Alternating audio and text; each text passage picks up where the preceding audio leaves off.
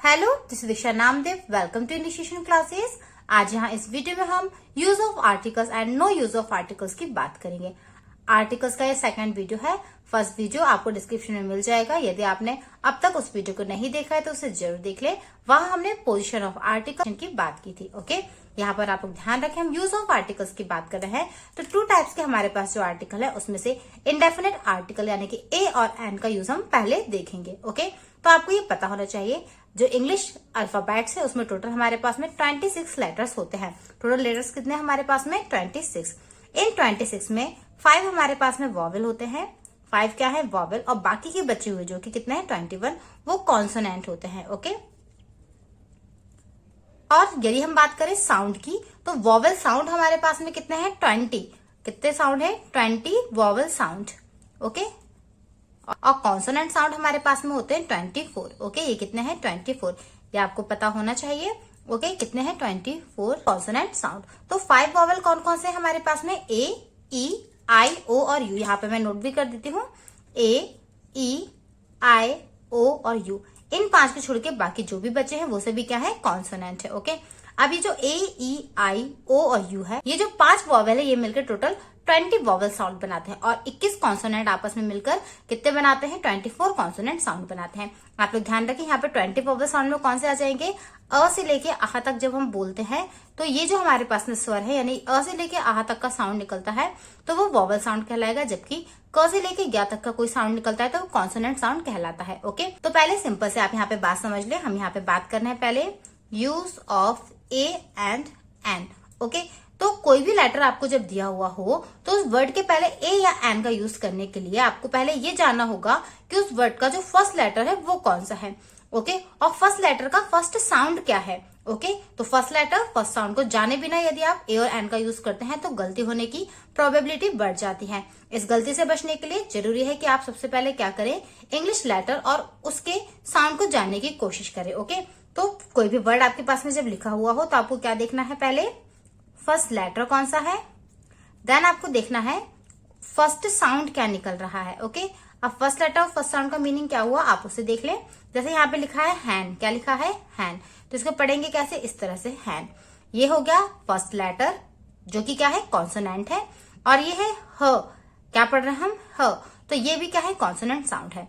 तो इस तरह से आपको फर्स्ट लेटर को देखना है। जबकि यदि हम इस तरह से लिख दें ऑनेस्ट, अब यहाँ पे फर्स्ट लेटर तो हमारे पास में कॉन्सोनेंट है, लेकिन जब इसका हम साउंड देखेंगे तो ये क्या लिखा हुआ है? ऑनेस्ट। क्या लिखा हुआ है? ऑनेस्ट। तो अब यहाँ पर आपको देखना होगा कि फर्स्ट साउंड क्या निकल रहा है? वॉवेल। तो यहाँ पर आपको किसका यूज करना होगा? एन का। जबकि यहाँ पर आप किसका यूज कर रहे थे? ए का।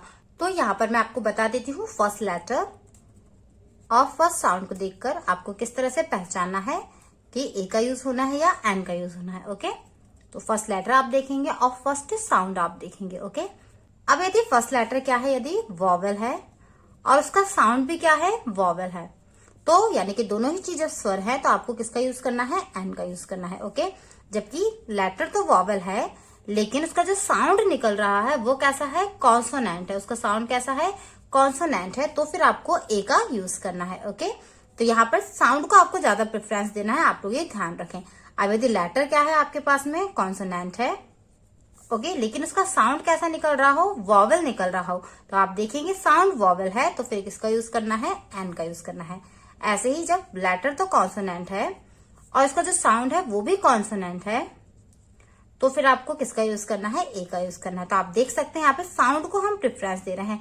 जहां भी वॉवेल साउंड आ रहा है वहां पर हमने एन का यूज किया और जहां पे भी कॉन्सोनेंट साउंड आ रहा है वहां पर ए का यूज करना है। ओके, तो इस तरह से ये है बेसिक बातें जो कि आपको ऑलरेडी पता है। अब यहाँ पर हम बात करेंगे कुछ इंपॉर्टेंट पॉइंट्स की, वो आपको ध्यान में रखना है। सिर्फ इन्हीं फॉर्मूले के बेस पे यदि आप सोचते हैं कि आप लोग ए और एन का यूज कर सकते हैं तो बिल्कुल नहीं। बैंकिंग के एग्जाम में थोड़ा सा हाई लेवल इंग्लिश पूछा जाता है, साथ ही साथ अदर जो एग्जाम्स होते हैं वनडे एग्जाम, यदि उनमें इंग्लिश आता है तो सिर्फ इस टेबल से आपका काम नहीं चलेगा, आपको थोड़ा सा एक्स्ट्रा भी पढ़ना पड़ेगा। तो कुछ इंपॉर्टेंट रूल इस तरह से है। पहला रूल है ए और एन का यूज कुछ खास फ्रेसेस में होता है। जैसे यदि क्या लिखा है? अ टीम ऑफ, इस तरह से यूज करेंगे। या फिर आप बोल सकते हैं N assembly of, N assembly of. तो ये जो फ्रेसेस हैं इनके आगे हम किसका यूज कर रहे हैं? ए और एन का यूज कर रहे हैं। ओके, नेक्स्ट रूल क्या है? ए का प्रयोग नंबर यानी कि संख्या और क्वांटिटी यानी कि मात्रा का बोध कराने वाले एक्सप्रेशन में होता है। जैसे यदि क्या लिखा हुआ है हमारे पास में लॉट ऑफ, क्या लिखा हुआ है लॉट ऑफ, तो हम क्या बोलेंगे अ लॉट ऑफ, क्या कहेंगे अ लॉट ऑफ। तो आप देख सकते हैं लॉट क्या है, यहाँ पर बता रहा है कि बहुत सारी चीज है, यानी कि यहाँ पर मात्रा का बोध हो रहा है। ओके, या फिर इस तरह से लिखा है ग्रेट मैनी ऑफ, तो यहाँ पर भी मात्रा का बोध हो रहा है, तो यहाँ पर क्या लगा देंगे ए लगा देंगे। इसी तरह से यदि हम क्या कह दें नंबर ऑफ लिखा हुआ है, तो नंबर ऑफ के आगे भी आपको किसका यूज करना है, ए का यूज करना है। ध्यान रखें यहाँ पर हम ए की बात कर रहे हैं, एन की बात नहीं कर रहे हैं। ओके, तो नंबर या फिर क्या है हमारे पास में क्वांटिटी, इनका यदि बोध कराने वाले एक्सप्रेशन हो तो फिर हमें किसका यूज करना है, ए का यूज करना है। रूल नंबर 3 है ए और एन का यूज वन के अर्थ में होता है, यानी कि एक का अर्थ जहां पर हमें लगाना हो वहां पर हम ए और एन का यूज कर सकते हैं। इसी तरह से ए का यूज कोई के अर्थ में भी होता है और साथ ही साथ ईच, एवरी, पर इनके मीनिंग के लिए भी होता है। और काउंटिंग एक्सप्रेशन वर्ड्स या फिर यूनिट्स होती है तो उनके पहले भी हम ए या एन का यूज करते हैं। तो ये आपको बातें याद रखना है। ओके, इनका एग्जाम्पल हम ले लेते हैं। जैसे हम यहाँ बात कर रहे हैं वन के अर्थ में, यानी कि एक के अर्थ में हो रहा है। ओके, तो हम इस तरह से बोल सकते हैं ही हैज डॉग, क्या लिखा है ही हैज डॉग। तो आप देखेंगे यहाँ पर ए या फिर एन का यूज होगा, ही हैज अ डॉग या फिर ही हैज एन डॉग। तो आप देखेंगे यहाँ पे क्या है कॉन्सोनेंट लेटर है और कॉन्सोनेंट उसका क्या है साउंड है, तो यहाँ पर हम क्या लगा देंगे ए। तो क्या हो गया ही हैज अ डॉग, क्या हो जाएगा ही हैज अ डॉग। अब यहाँ पे ए को हम अ पढ़ रहे हैं, तो ये भी आपको पता होना चाहिए ए, एन और द जो हमारे पास में तीनों ही हमारे पास जो आर्टिकल है, इन आर्टिकल का एक वीक फॉर्म होता है और एक हमारे पास में स्ट्रॉन्ग फॉर्म होता है। उसी के बेस पे हम इनको प्रोनाउंस करते हैं। ओके, तो किस तरह से प्रोनाउंस करना है यह भी आपके एग्जाम के पॉइंट ऑफ व्यू से इंपॉर्टेंट नहीं है। तो यहाँ पर हम बात कर रहे हैं रूल्स की। ओके, तो यहाँ पर हमने देखा ए और एन का यूज वन के अर्थ में यानी कि एक के अर्थ में हो रहा है। यदि हम बात कर रहे हैं कोई के अर्थ में, तो कोई के लिए इस तरह से एग्जाम्पल ले लेते हैं there was a king of Magadh, क्या लिखा है किंग ऑफ मगध। ध्यान रखें प्लेस का नाम है इसलिए यहाँ पे कैपिटल बनाना होगा। ओके, कैपिटल लेटर लिखना होगा। तो यहाँ पर भी हमने क्या किया है ए, यानी कि मगध का कोई राजा था, तो वहां पर कोई के लिए हमने किसका यूज कर दिया है ए का यूज किया है। इस तरह से ईच, एवरी, पर के लिए आप एग्जाम्पल्स ले सकते हैं। जैसे मिस्टर शर्मा वॉक्स 5 किलोमीटर एन आर, यानी कि ये जो व्यक्ति है वो क्या करता है 5 किलोमीटर प्रति घंटे की दर से चलते हैं।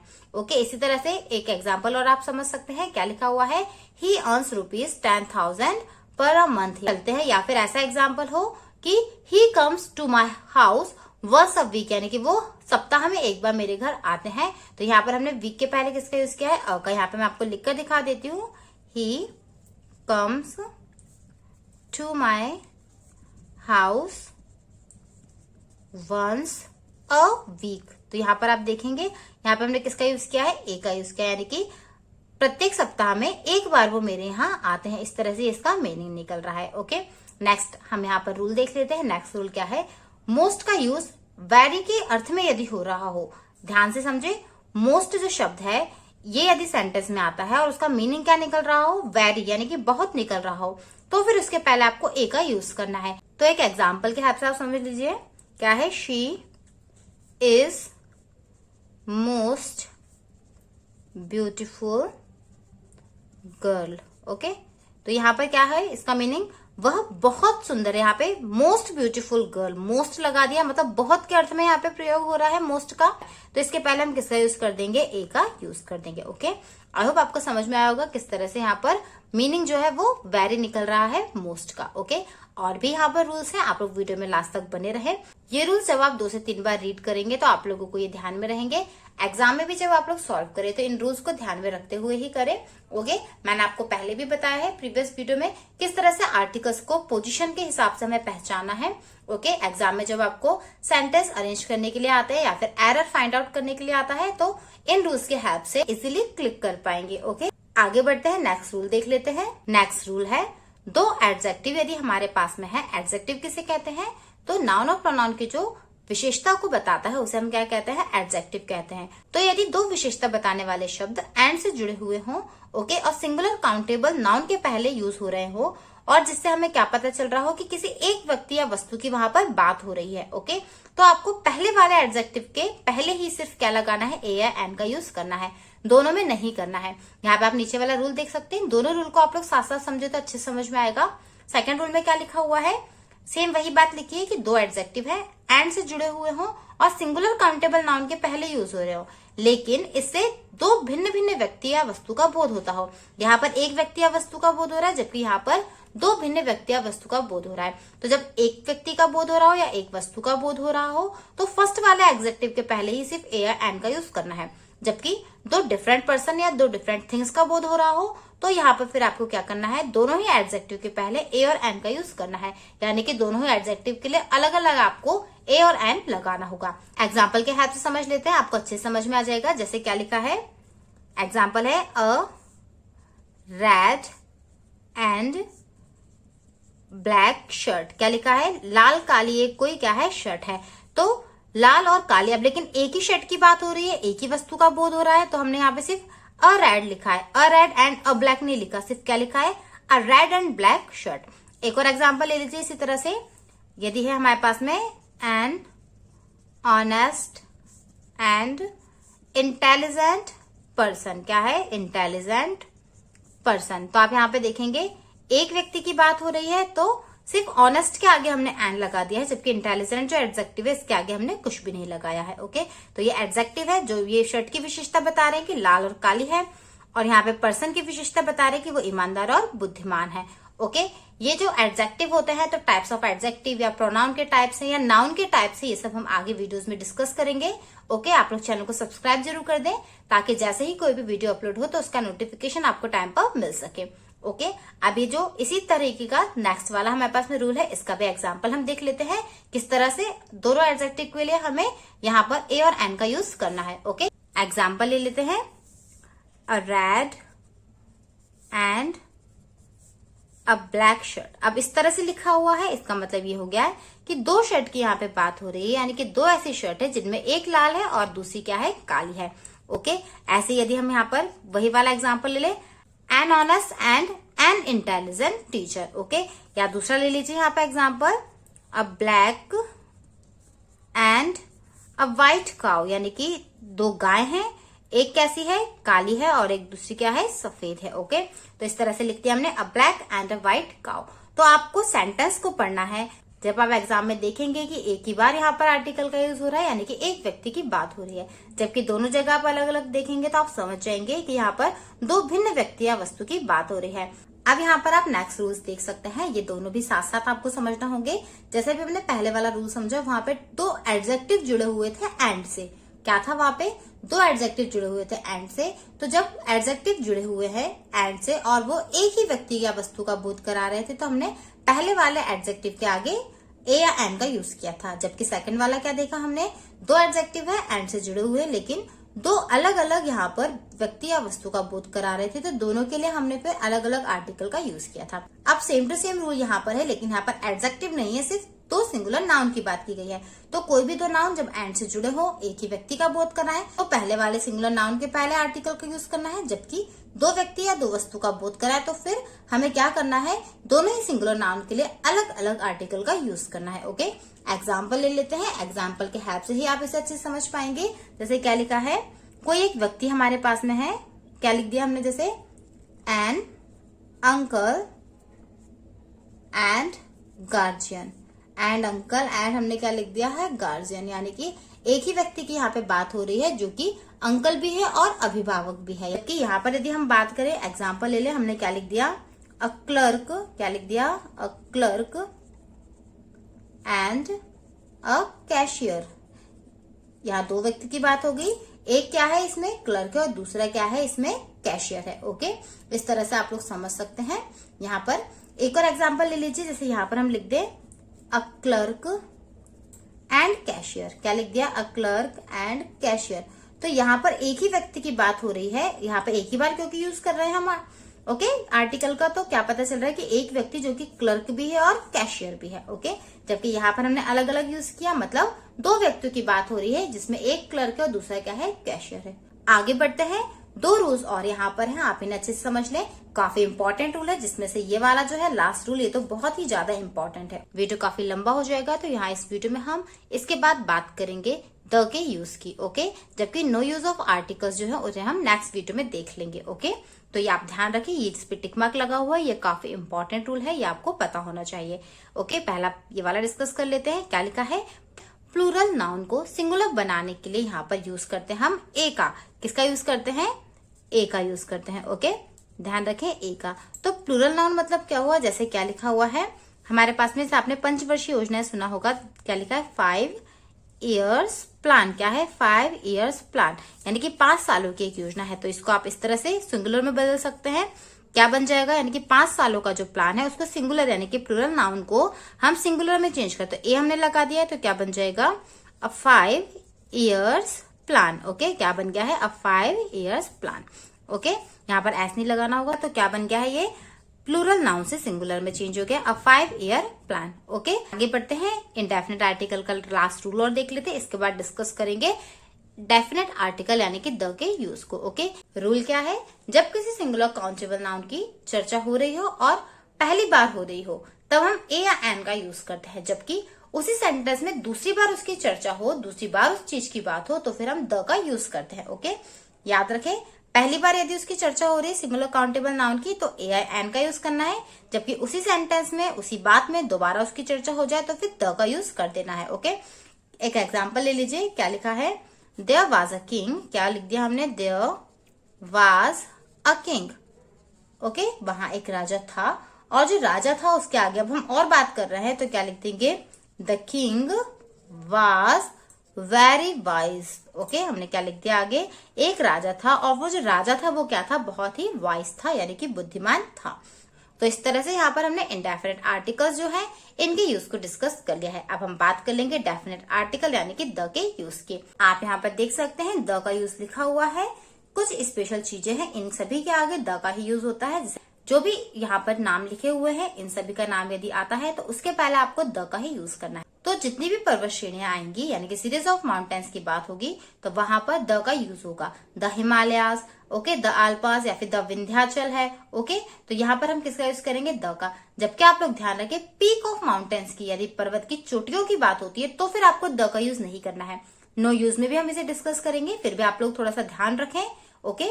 यदि पर्वत श्रेणियों की बात होती है, तो हम यहाँ पर क्या करेंगे? यूज करेंगे द का, यानी कि सीरीज ऑफ माउंटेन में यूज करेंगे। जबकि पीक्स ऑफ माउंटेन यानी कि पर्वत चोटियों की बात होगी, तो फिर वहां पर आपको यूज नहीं करना है।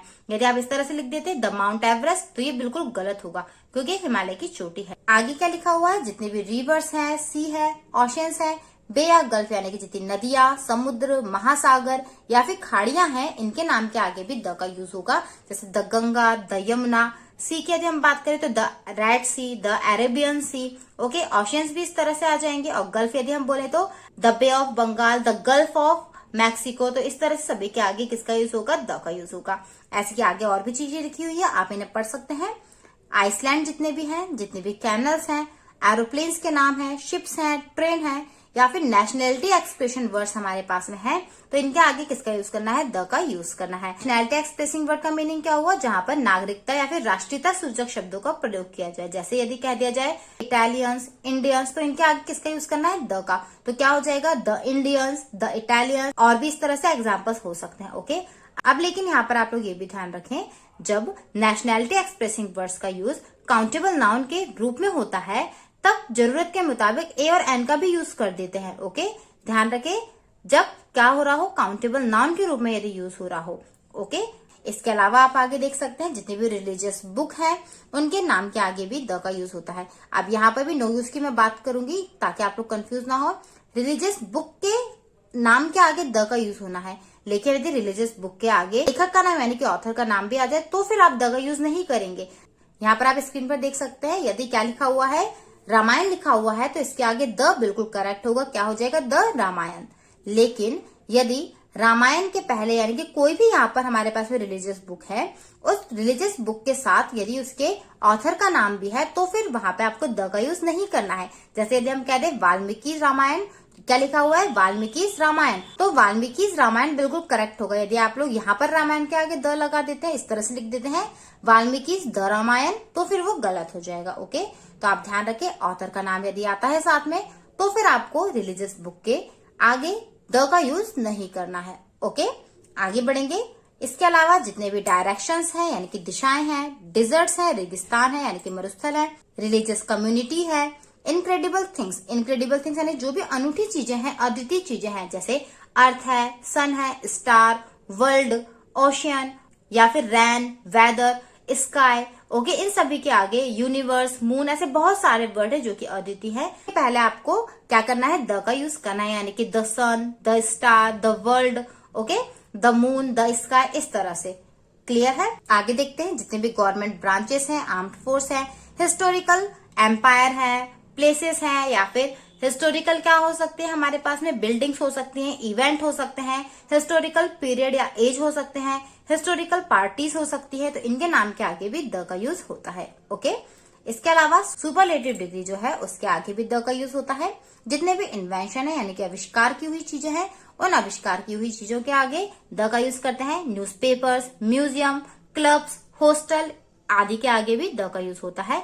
और ऐसे ही जितने भी पब्लिक प्लेसेस होते हैं, उन पब्लिक प्लेसेस के आगे भी हम द का यूज करते हैं। पब्लिक प्लेसेस में सारी चीजें आ जाएंगी। फॉर एग्जाम्पल जू या बैंक का नाम है तो उनके आगे भी द लगाना होगा, जैसे the zoo, the state bank, the central bank. Okay, या फिर कोई गार्डन है, कोई हाईवे है, ओके, तो उनके आगे भी द का यूज होगा, जैसे द नेशनल हाईवे। इस तरह से आपको ध्यान रखना है। ओके, तो यहाँ पर हमने बात कर ली है डेफिनेट आर्टिकल और इनडेफिनेट आर्टिकल के यूज की। आई होप आपको सभी रूल्स अच्छे समझ में आए होंगे। यदि कोई डाउट रहा हो तो प्लीज कमेंट करें, और यदि वीडियो यूजफुल लगा हो तो लाइक करें, शेयर करें, और ऐसे ही मीनिंगफुल वीडियोस के लिए मेरे चैनल को सब्सक्राइब जरूर कर दें।